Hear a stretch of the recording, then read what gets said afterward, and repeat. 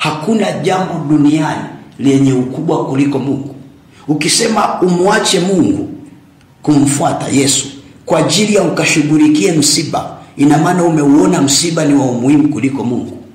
Ndio tafsiri ya Yesu. Iko hivyo. Ngoja tuendelee kusoma zaidi, baadaye tutaelewana vizuri. Mstari wa 61 unaendelea kusema, mtu mwingine akamwambia, Bwana, nitakufuata lakini unipe ruhusa kwanza nikawaage watu wa nyumbani mwangu. Yesu akamwambia, mtu aliyetia mkono wake kulima kisha akaangalia nyuma hafai kwa ufalme wa Mungu. Angalia, akajitokeza mtu wa tatu.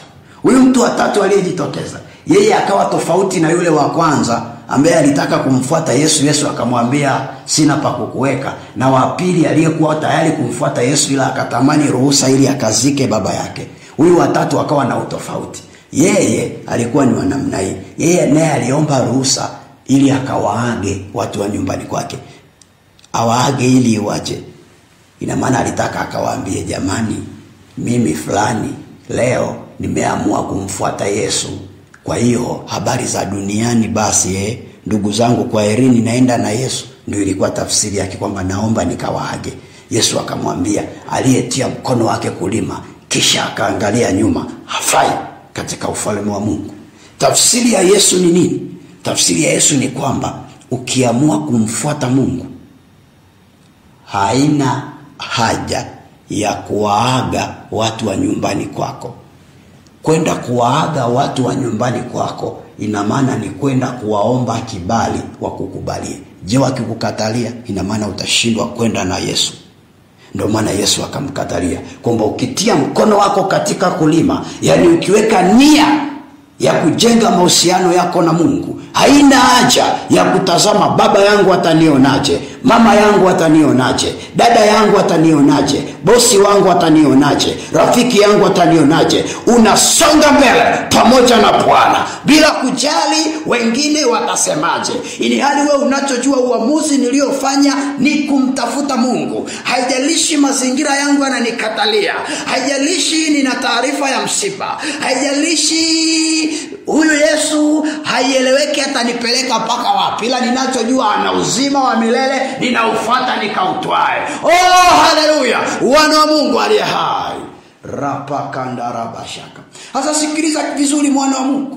Ninapokueleza siku ya leo kujenga mahusiano binafsi na Mungu katika moyo wa toba, ndio kitu kinachoweza kikakusaidia kuishi vizuri kiuchumi kwenye dunia leo. Sikuelezi taarifa nyepesi kibinadamu, ila ninakueleza taarifa inayohitaji mtu ambaye ameazimia toka ndani ya moyo wake. Inahitaji uazimie toka ndani ya moyo wako na kukubali bila kumwogopa mtu kwamba mimi nimeamua kujenga mahusiano binafsi na Mungu ili nipatane na Bwana kiroho, kimwili na kiuchumi. Si kama tunaenda pamoja kanisa la Mungu. Na ukiamua kufanya huo uamuzi wa kujenga binafsi mahusiano yako na Mungu, hutakiwi kutazama mazingira yako yamekaaje. Na ndio maana mifano ya watu hawa watatu niliyokuonyesha kwenye Biblia, wote Yesu aliwakataria wasitazame nyuma. Kwa nini Yesu hakutaka watazame nyuma? Alitaka wasonge mbele, kwa sababu nyuma siku zote kuna taarifa mbaya. Unapokuwa unasonga mbele ukaangalia nyuma, utakata tamaa. Lakini sikiliza, siku zote kwenye maisha tulikotoka ni mbali kuliko tunakokwenda. Tulikotoka ni mbali kuliko tunakokwenda. Ukiwa na akili ya kutazama ulikotoka, utakata tamaa huku umekaribia kufika unakokwenda.